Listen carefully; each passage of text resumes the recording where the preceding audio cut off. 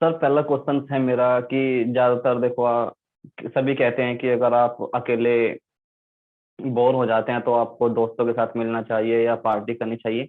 मेरे साथ ऐसा नहीं होता। मेरे साथ शुरू से ही क्या है कि मैं कंफर्टेबल केवल अकेले में महसूस करता हूँ। जैसे ये रूम हो गया, इसमें मैं रिकॉर्डिंग करना है, कुछ भी करना है, सब अकेला रहना ज्यादा पसंद करता हूँ। तो मुझे डिफरेंस में मैं केवल ये नहीं समझ पा रहा कि इसका आने वाले टाइम में मुझे नुकसान होगा या फायदा होगा। बस थोड़ा यही कंफर्मेशन लेना था कि ये सही है या गलत है, और गलत है तो कितना, और सही है तो सही कितना है। देखिए, इस दुनिया में कुछ भी सही और गलत नहीं होता है। दो तरह के लोग होते हैं दुनिया में, जो बेसिकली अगर आप समझेंगे तो एक होता है इंट्रोवर्ट, एक होता है एक्सट्रोवर्ट।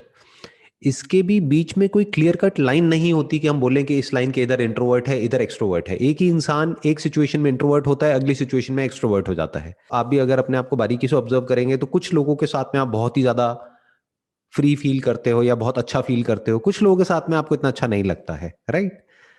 तो अलग अलग सिचुएशन में अलग अलग चीजें होती हैं, बट जो हमारा बेसिक नेचर होता है वो आप कह सकते हो कि एक तरह से हार्ड कोडेड होता है, काफी डीप में होता है। वो क्या होता है, कुछ लोग होते हैं उनको एनर्जी मिलती है, जो एक्सट्रोवर्ट होते हैं उनको एनर्जी मिलती है जब वो लोगों के कांटेक्ट में आते हैं, वहां से वो एनर्जी लेते हैं। कुछ होते हैं उनको एनर्जी मिलती है जब वो अकेले में टाइम स्पेंड करते हैं, उनको इंट्रोवर्ट बोलते हैं। कि आप अकेले में रहोगे तो आपको एनर्जी मिलेगी, लोगों के बीच में जाओगे तो आपकी एनर्जी कम हो जाएगी। ये है इंट्रोवर्ट। और एक्सट्रोवर्ट का मतलब क्या हुआ कि लोगों के बीच में आप जाओगे आपकी एनर्जी बढ़ जाएगी, अकेले बैठोगे तो आपके अंदर बहुत सारे तरह तरह के थॉट्स चलने लग जाएंगे और आपकी एनर्जी कम होने लग जाएगी, आप बोर होने लग जाओगे। तो इसको पहले ध्यान से समझना है। तो ऐसा नहीं है कि इंट्रोवर्ट होना बुरा है और एक्सट्रोवर्ट होना अच्छा है, और इसका उल्टा भी कोई सच नहीं है। तो कुछ भी सही और गलत नहीं है, कुछ भी अच्छा और बुरा नहीं है। डिपेंड्स अपॉन योर पर्सनैलिटी कि आपकी पर्सनैलिटी कैसी है। उसके हिसाब से अगर आप एक्ट करोगे तो आगे जाकर के लाइफ में कुछ अच्छा करने की प्रोबेबिलिटी बहुत बढ़ जाती है। आपको अकेले में रहना अच्छा लगता है लेकिन आप जबरदस्ती लोगों के बीच में जा रहे हो, कर रहे हो, तो उसका कोई फायदा नहीं है। अकेले में रह करके अपने काम पे फोकस करो, जो भी आपका काम है उस पर ध्यान दो, उसको बढ़ाओ। तो सर सेकंड क्वेश्चन यही था। जैसे मैंने अभी बताया कि मैंने अभी 2 महीने पहले वीडियोज डालनी स्टार्ट की है यूट्यूब पे, जो पियानो आता है उसे सिखाने के लिए। उसकी प्लानिंग भी की थी कि 2 या 3 साल बाद कुछ मतलब फॉलोवर्स या सब्सक्राइबर हो जाएंगे, उसके बाद हम कोर्स लॉन्च करेंगे। मुझे मतलब कि मार्केटिंग प्लान क्या होगा, सब चीज थी। लेकिन मैंने फिर आपकी 1-2 वीडियो में आपने बताया भी है कि अगर हम कुछ फ्री में दे रहे हैं, बाद में जैसे आपने बताया कि मोटिवेशनल स्पीकर पहले बताते हैं, बाद में वो कोर्स बेचने की कोशिश करते हैं अपनी, आपने बताया कि गलत है। तो मैं इसे लेके थोड़ा कंफ्यूज हो गया कि क्या हम बाद में जाके अगर कोर्स लॉन्च करते हैं तो क्या वो सामने वाले के लिए गलत होगा, हम पैसे उनसे ले रहे हैं, या सही होगा? मतलब क्या वे हो उसका, हम जो आने वाले टाइम में कि हम अगर पियानो ही लेके चले तो हम क्या सोर्स ऑफ इनकम बना सकते हैं इससे आने वाले टाइम में?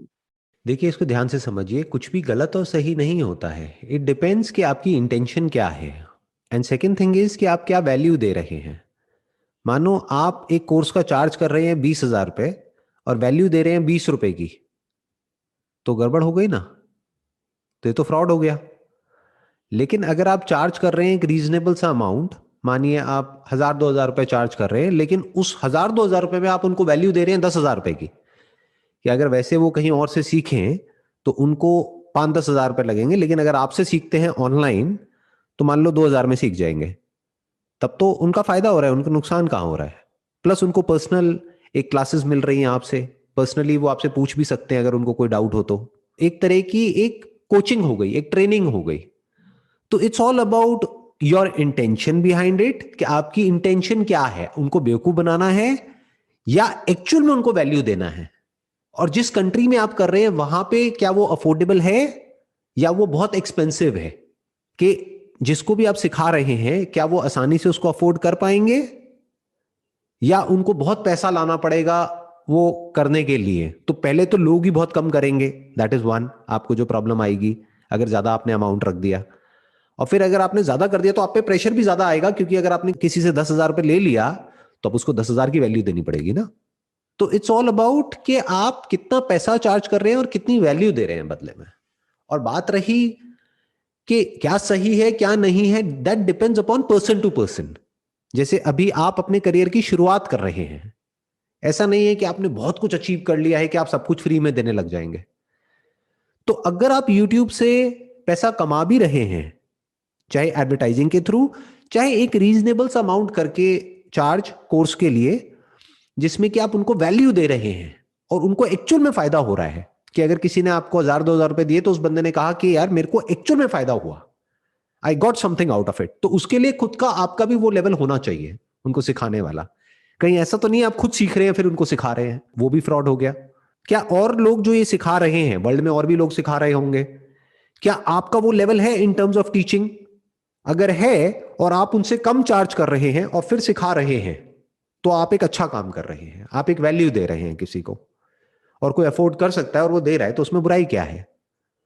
हाँ, एक ऐसा भी पॉइंट आ सकता है लाइफ में आगे जाकर के, जब आप यहां से एक पैसा कमा लो या कहीं से भी जो भी आप और काम कर रहे हो वहां से कुछ पैसा कमा लो, फिर आपको लगे कि यार अब मेरे को और पैसे के पीछे नहीं भागना है, अब मैं अपने सारे लेक्चर्स या जो भी मेरे सेशंस हैं पियानो के वॉटेवर, वो सब मैं फ्री में अवेलेबल करा दूंगा सबके लिए। तो कोई बुराई नहीं है, दैट्स योर पर्सनल कॉल।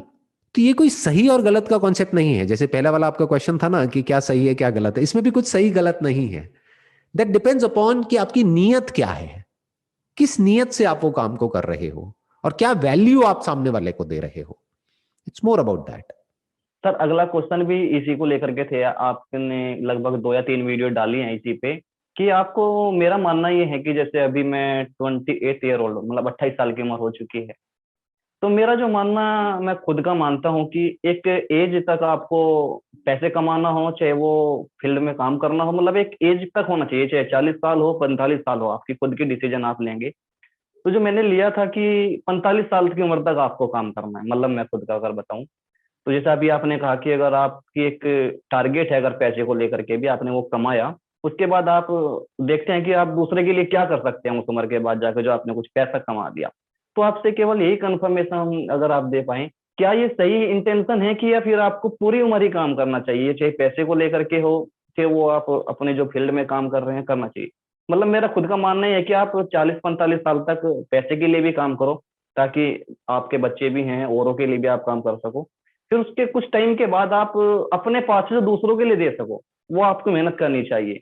तो मेरा जो मानना है कि मैं 45 साल तक काम करूं, उसके बाद दूसरों को मैं क्या दे सकता हूँ, अपनी जो मैंने सीखा, चाहे वो फ्री में दूं या मैं कैसे भी, मतलब कि उसके बाद पैसों के लिए तो कुछ ना हो, लेकिन मैं क्या कर सकता हूँ? तो क्या ये, फिर वही आ जाएगा सर कि क्या ये सही रहेगा? इस सही गलत से ना आपको बाहर आना होगा सबसे पहले तो लाइफ में, क्योंकि सही और गलत एक्चुअल में कुछ भी नहीं होता है। That depends upon person to person. For example कोई पेंटर है, अब उसने पूरी लाइफ पेंटिंग करी, मानो 60 साल की उम्र तक, 70 साल की, 80 साल की उम्र तक भी वो क्या कर रहा है, पेंटिंग कर रहा है। तो क्या वो सही है या गलत है? उसको पेंटिंग करना पसंद है और वो पेंटिंग कर रहा है। और जब वो पेंटिंग लोग उसको खरीदने को तैयार हैं, उसको करोड़ों रुपए दे रहे हैं, तो वो ले रहा है। फ्री में क्यों देगा अपनी पेंटिंग किसी को? बस साथ साथ में थोड़ा बहुत अपनी पेंटिंग जो उसने कुछ सीखा है, जिसकी वजह से उसको करोड़ों रुपए मिलते हैं, वो आगे जो पेंटर्स हैं, जो पेंटर बनना चाहते हैं, जो यंग पेंटर्स हैं, उनको सिखा रहा है फ्री में, या उनसे भी रीजनेबल अमाउंट लेकर के उनको सिखा रहा है। तो उसमें क्या बुराई है? कोई बुराई नहीं है। तो इसका कोई हार्ड एंड फास्ट रूल नहीं है कि आपने अपने माइंड में एक गोल बना लिया कि मेरे को 45 साल की एज में ये करना है, उसके बाद में ये करना है। दैट डिपेंड्स अपॉन कि जो आप काम कर रहे हैं उसको लेकर के आप कितने पैशनेट हो। अगर वो काम करना आपको अच्छा लग रहा है तो आप 45 के बाद उसको छोड़ोगे क्यों? वो तो काम आप करते रहोगे, और अगर अच्छा काम करोगे तो वहां से तो पैसा मिलेगा, तो उसको छोड़ना क्यों है? फॉर एग्जाम्पल आपको, आपने बोला कि भाई आपका एक यूट्यूब चैनल है जहां पर आप पियानो सिखाते हैं लोगों को, तो आई अज्यूम कि आप मान लो इस स्किल को मास्टर कर लेते हो, मतलब आप ऐसे पियानो आर्टिस्ट बन जाते हो जैसे इस दुनिया में बहुत ही कम लोग हैं। अब आप किसी टॉप म्यूजिक कंपोजर के साथ में मान लो काम करते हो, अब वहां से आपको पैसा मिलता है, प्लस अच्छा भी लगता है काम करके। तो अगर आप 50-60 साल की एज में भी काम कर रहे हो और आपको पैसा मिल रहा है, you are enjoying the work that you are doing, plus you are enjoying the money that you are getting, तो उसमें क्या बुराई है? कोई बुराई नहीं है। But for your own personal satisfaction, वो भी अगर आपके खुद के अंदर से आ रहा है तो, मान लो स्कूल्स में, कॉलेजेस में जा जा करके आप फ्री में सिखा रहे हो और उसकी रिकॉर्डिंग करके वो अपने यूट्यूब चैनल पे अपलोड कर रहे हो, वो किस लिए? अपनी सेटिस्फैक्शन के लिए। वो भी तब जब आपके अंदर से आ रहा है, इसलिए नहीं कि मैं कर रहा हूं, तो फंस जाओगे। अगर आपके अंदर से आए तो बहुत अच्छा है, नहीं आए तो जो कर रहे हो करते रहो, उसमें क्या बुराई है? पियानो प्ले करते रहो, उसके पैसे मिलते रहेंगे। कोई कुछ भी सही गलत नहीं होता है। ये जो मेरी लाइफ का पाथ है वो खुद के मेरे अंदर से आया, तो मैंने अपने लिए ये पाथ चूज किया, ये अपने लिए पाथ डिजाइन किया। मैंने किसी और को नहीं देखा कि उसने ये किया या उसने नहीं किया। मजे की बात क्या है कि ये जो मेरा पाथ है, अगर इसको आप ध्यान से ऑब्जर्व करेंगे पूरे वर्ल्ड में, तो किसी और का आपको ऐसा पाथ मिलेगा ही नहीं जो 40 साल की एज में कुछ ऐसा कर रहा हो जो मैं कर रहा हूं अभी इस वक्त। मेरे खुद के अंदर से आया कि हाँ, ये करना ठीक है, ये नहीं है, ये मेरा पैशन है, ये मेरा प्रोफेशन है, इसके लिए मुझे पैसा नहीं लेना है तो नहीं लेना है, इतना पैसा बहुत है तो बहुत है। अब ये सब क्या है, मेरी अपनी डेफिनेशंस हैं, ना ये सही है ना ये गलत है, बट मेरे स्टैंड पॉइंट से देखोगे तो सही है। तो आपको फिगर आउट करना है कि आपके लिए सही क्या है, नॉट कि जो मेरे लिए सही है वो जरूरी नहीं है कि आपके लिए सही हो, क्योंकि आपकी फील्ड अलग है, आपकी सोच अलग है, आपकी थॉट प्रोसेस अलग है, आपका बैकग्राउंड अलग है, आपकी फाइनेंशियल कंडीशन अलग है, आपके लिए अमीर और गरीब की डेफिनेशन अलग है। आपके लिए अमीर का मतलब हो सकता है मान लो इतने लाख रुपए महीना, मेरे लिए हो सकता है कुछ और हो। तो इस तरह से आराम से ठंडे दिमाग से समझना होता है कि मैं एक्चुअल में अंदर से क्या करना चाहता हूं, और अपनी लाइफ को उस हिसाब से डिजाइन करना होता है। जैसे आप पियानो पे कोई धुन बनाते हो या धुन प्ले करते हो, तो उसके दो तरीके हो गए। एक कि कहीं किसी और ने कोई धुन बनाई, उसको आपने सुना और उसको प्ले कर दिया, ये एक तरीका है। उसमें मजा आता है नो डाउट, बट इतना मजा नहीं आता है, ना उसमें इतनी सक्सेस मिलेगी, क्योंकि उसमें आप क्या कर रहे हो, आप कॉपी कर रहे हो किसी और की धुन को। There is no original thought behind it. वो एक तरह का मैकेनिकल काम हो गया जो कंप्यूटर आज की डेट में खुद भी कर सकता है थ्रू एआई, कि वो धुन फीड कर दो, वो वही धुन प्ले कर देगा। अब जिसकी मैं बात कर रहा हूं वो क्या है कि आप कोई ओरिजिनल धुन बना रहे हो। तो ऐसे अपनी लाइफ को देखो कि एक ऐसी धुन बनानी है आराम से बैठ करके। अब वो धुन बनती कैसे है, उसके लिए साइलेंस होना जरूरी है ना। उस साइलेंस में से आपको कुछ इंस्पिरेशन आएगी और वहां से कुछ क्रिएट होने लग जाएगा, एक तरह का आपका मूड होगा उस मोमेंट में। वो मूड म्यूजिक के थ्रू एक्सप्रेस हो जाएगा। और रोज हमारा मूड बदलता है, कभी आपका मूड सैड होगा, कभी खुश होगा। तो जब सैड है तो जो धुन निकल करके आएगी वो आपके दुख को एक्सप्रेस करेगी उस म्यूजिक के through. That is original music. अगर आप खुश हो तो उस खुशी को एक्सप्रेस करना है उस धुन में। अब वो कैसे करोगे? ऐसे ही लाइफ है, जैसे आपका ये पियानो में आप करते हो, ऐसे ही लाइफ में हमें करना होता है। समझना होता है कि हमारे अंदर से एक्चुअल में क्या आ रहा है, उसको एक्सप्रेस करना है। किस तरह से आपको एक्सप्रेस करना है वो आपके ऊपर है। तो साइलेंस में थोड़ा सा टाइम स्पेंड करो अपने साथ में, अकेले। वैसे ही आप कह रहे हो आपको अकेले रहना बड़ा अच्छा लगता है, तो अकेले में बैठ करके अपने आप से कुछ क्वेश्चंस पूछो कि what is the kind of life that I want to live. तो आपको अंदर से अपने आप ही आंसर्स मिलने शुरू हो जाएंगे। फिर उस डायरेक्शन में अपना पूरा एफर्ट लगा दो, अपना सब कुछ लगा दो, पूरी जान लगा दो, और फिर उसको अचीव करो। फिर वहां से आगे बढ़ो। फिर जब कर लो उसको अचीव और आपको लगे कि यार ये तो अचीव कर लिया है, मान लो एक धुन बन गई, अब बार बार उस धुन को प्ले करने में मजा थोड़ी आएगा। अब एक नई धुन बनाओ जो हो सकता है पहले वाली से बिल्कुल ही अलग हो। ऐसे ही लाइफ में होता है।